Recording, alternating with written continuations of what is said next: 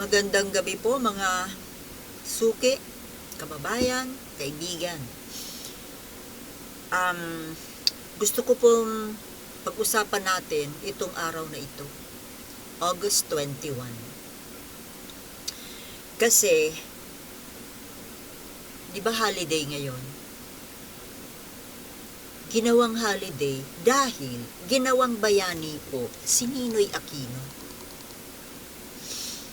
Kaya tuloy holiday. Well, sa mga iba, yung mga namamasukan, mga estudyante siguro, kung mayroon na, tuwang-tuwa sa holiday. Pero ako hindi natuwa kasi mayroon sana akong gustong puntahang opisina. Eh, syempre, sarado. So, bakit nga ba holiday today? Hindi naman sana dapat eh. Alam niyo kung bakit? Kasi hindi naman dapat bayani yung ipinagdiriwang natin ngayon. Paano naging bayani si Ninoy? Well, para sa mga iba, sa mga dilawan, nagagalit pa nga sila kay Gadon kasi binastos daw yung araw na ito. Totoo naman po yung sinasabi ni Larry Gadon. Totoo namang hindi bayani eh. Kasi, bakit naging bayani si Ninoy? Dahil lang siya ay pinatay sa airport? Yun lang? Pag may mga dilawang nanonood sa akin, sorry na lang. Kung naiinis ka, di umalis ka na lang. Kasi itong channel na ito ay pro-Marcos ito. Ngayon, balikan natin itong si Ninoy. Sino ba kasi ang nagdeklara na si Ninoy ay isang national hero? Well, sino pa? Kapwa niya dilawan. Si Gloria Arroyo lang naman po. Noong November 27, 2003. Ginawa niyang by executive order, ginawang national hero. Tuwang-tuwa naman yung Aquino family. And then by next year, 2004, dineclare na rin Ninoy Aquino Day, yung August 21. Pero dito sa kalendaryo po, hindi siya pula. Buti na lang na overlook nung Chinese naman ang may gawa eh. But next Monday, August 28, yun ang tunay na National Heroes Day. Bakit nga daw itong mga para sa mga dilawan hero daw? Kasi isinakripisyo yung kanyang buhay at nagkaroon daw ng malaking pagbabago ang bansa natin. Totoo naman. Nilabanan daw ang dictatorship, ang dictatorial regime daw ni FEM. That's not true. Alam nyo, yung pagkamatay po ni Ninoy na ibinintang kay Apo Lakay, yun naman po talaga ang sadya ni Ninoy. Kasi gusto niyang matanghal na isang bayani, hero. Pagkatapos, alam niya na ibibintang yun kay Ferdinand Marcos, yung pagpatay sa kanya. Ewan ko kung alam niya kung sinong pumatay sa kanya. Alam niyang mayroong papatay sa kanya. Pero alam niya kaya kung sino? Baka alam niya. Baka pinagkasunduan nila yun. Kasi yung nabalitang nagpapatay na yun, tumakbo rin ng Pangulo. Pero syempre, kulelat ng husto. Yung pagkamatay ni Ninoy na yon, para sa akin ay that was a staged suicide. Suicide. Kasi gusto maging bayani. Alam niya, binalaan na siya nila, the first couple, Imelda and the first couple Marcos, na maraming gustong pumatay sa kanya, kaya di siya pinababalik dito. Akala niya, kaya ayaw pabalikin ng mga Marcos si Ninoy ay dahil nga alam nilang kakandidato pagkapangulo. Gustong maging pangulo itong si Ninoy. Kasi nagsalita siya na nung masyado ng mahaba ang regime ni Apo Lakay, gusto niya maging pangulo maging pangulo rin eh. Sabi niya, bakit siya lang ba ang gusto? O di gusto rin niya maging pangulo. Ewan lang kung siya po ang naging pangulo, kung anong inabot. Well, just the same, ganun din po nangyari kasi ang naging pangulo yung asawa niya. Malaking bagay nga naman na nagpakamatay siya kasi tinanghal siyang bayani. Kaysa kung naging pangulo siya, mas maganda siguro maging bayani kaysa maging pangulo, no? Kahit hindi ka mailibing sa libingan ng mga bayani, at least tinatawag kang bayani. Pero ang tumatawag lang po sa kanyang bayani ay yung mga naniniwala na siya ay bayani. Pero siguro ko naman, majority of the Filipino people do not consider him as a hero. I myself, I don't. Never. Sino ba siya? Ano ba siya? Ano ba ang ginawa niya? Ngayon, iisang tao lang naman kasi ang panukala.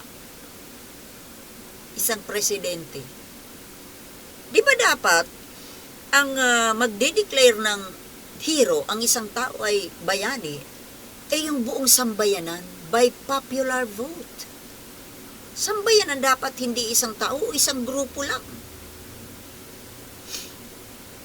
At ngayon, itong araw na ito, ang hindi ko po kasi nagustuhan, si Pangulong BBM ay nakiisa rin. Nakipag-celebrate. My goodness! Ano yon, Pangulong BBM? Alam kong mabait kayo, pero parang overly kindness na po yan. Alam ko hindi kayo mapagtanim, hindi kayo binggador. I am not advocating bitterness or vindictiveness. Dahil alam nating mali. Pero sa pagkakataong ito, my goodness naman, mahal na Pangulo. Sabi nyo, magkaisa tayo sa pagdiriwang ng araw na ito na tanghaling bayani si Ninoy Aquino. At maging alalahanin natin ang kanyang mga kabutihan, ang kanyang mga ginawa. Gawin natin siyang inspirasyon ng buhay niya. Mr. President naman, ano po ba ang mga nagawa niya? Hindi ko sinasabing kasuklaman mo siya. Pero sana naman wag niyo nang i-promote. Because by promoting him, you are giving wrong signal to the youth. Sabi nyo gawin siyang ano ang po ang ka-inspire sa naging buhay ni Ninoy? Kasi karamihan sa mga kababayan natin, ang maaalala ay yung kanyang mga katraydoran. Yung kanyang pagtatraydor dahil sa kainggitan kay Apo Lakay, yung pagbubuking niya doon sa plano ni Apo Lakay na bawiin ang Sabah, yung pagiging komunista niya, na yung Hacienda Luisita ay ginagawang headquarters ng mga NPA. Yung pagmassacre ng isang a truckload of dead people massacred dyan sa kanilang Hacienda Luisita. Yung pangbubomba sa Plaza Miranda. At yung pagpapakamatay niya dyan sa ipinangalan sa kanya na Iya. Buti na lang ngayon pinalitan na. Ibinalik na sa dati. Biruin nyo naman, Mr. President, sasabihin nyo sa mga tao, sa kabataan na gusto ninyong ituring namin na bayani itong taong ito. Tapos, gawing inspirasyon ng buhay niya. Alin po doon? By doing that, sinasang-ayunan nyo yung kanyang peking pagkabayani. Yung peke na EDSA Revolution na naging, yung pagkamatay niya na naging mitsa ng EDSA Revolution, tapos yung EDSA Revolution na naging mitsa ng pagkakatalsik ng iyong ama sa pwesto, na nagdulot ng misery sa inyong pamilya.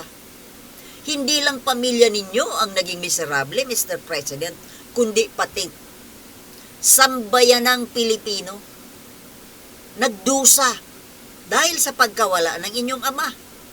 Bakit nawala? Dahil dito sa pagpapakamatay na ito ni Ninoy. Kung hindi ni Ninoy ginawa yung acting na yon, supreme acting, disin sana hindi natanggal sa pwesto si Apo Lakay. Disin sana po hanggang ngayon itong panahong ito, baka mas maunlad pa tayo sa Singapore. Because year 2000, yun po ang sinabi ni Apo Lakay na, siyempre alam nyo yun, na magmamature yung kanyang mga nakadeposito na Marcos Wealth, na gagamitin niya na pangpaangat ng ating bansa, na baka mahigitan pa natin pati Amerika. Hindi naman tayo nagmamayabang, kundi, di ba, naging masarap sana yung buhay ng mga Pilipino, hindi kagaya ngayon, no? Naghihirap tayo, ang bigas napakamahal. Wala tayong sariling fuel. Binubuli tayo dyan ng China. Kung hindi po ang ama ninyo, kung hindi nawala yung ama ninyo sa pwesto, yung West Philippine Sea na yan, nakuha natin lahat yung isla natin dyan, walang naagaw. Dahil walang naglakas loob. Walang maglalakas loob na gagalaw ng ating mga isla. Ngayon, dahil dyan sa ginawa na yan ni Ninoy Aquino, ganyan po ang nangyari sa bansa natin. Inaagawan tayo ng teritoryo, inaagawan tayo ng kayamanan, ng mga isda, ng langis. Tapos ginagago-gago tayo. Tapos naging parang pulubi tayo, nagmamalimos sa ibang bansa tuwing may kalamidad. We're not poor. Tapos ngayon, nakakadismaya naman yan, mahal na Pangulo.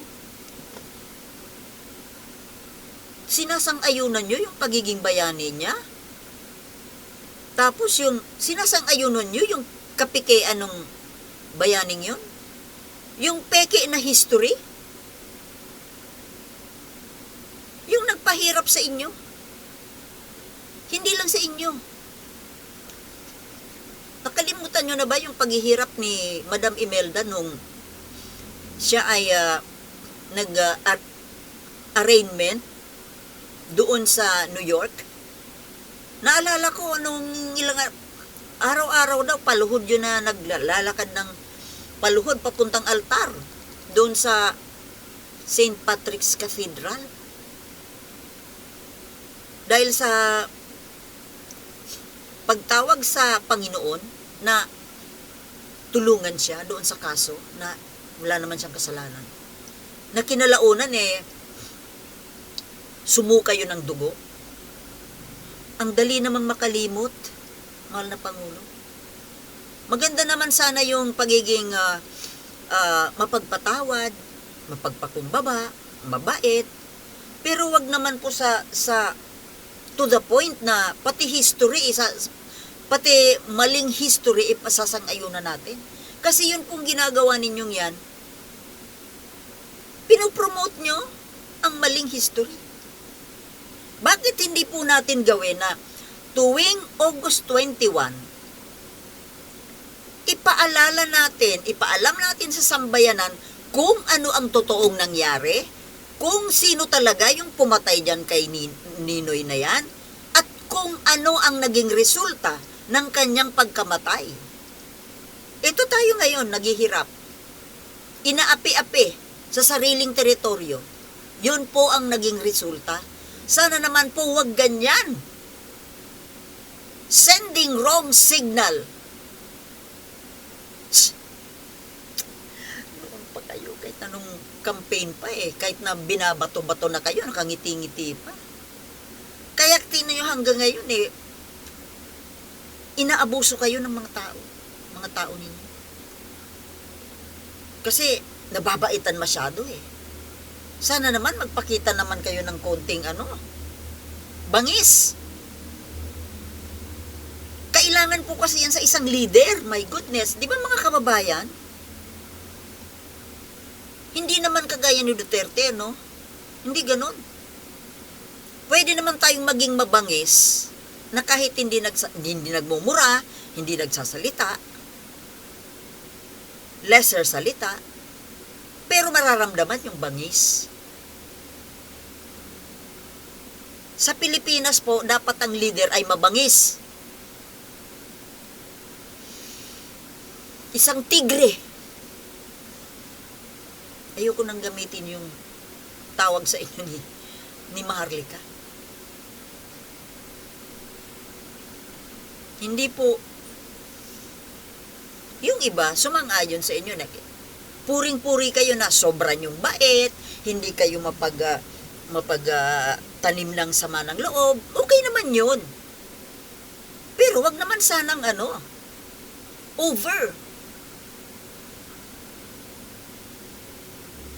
Dapat itong araw na ito isinishare sa taong bayan kung ano talaga ang katotohanan behind this day. Hindi yung sasang-ayunan pa natin yung kabalbalan, yung hindi katotohanan. Di ba? Mali po ba ako?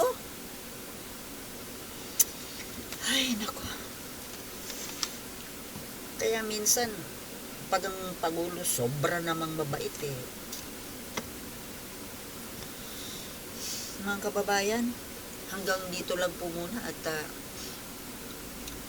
bahala na po kayo kung ano po ba ang stand ninyo tungkol dito. Kasi ako, yun ang stand ko. Maraming salamat po sa panonood at see you in my next videos. Maraming salamat po.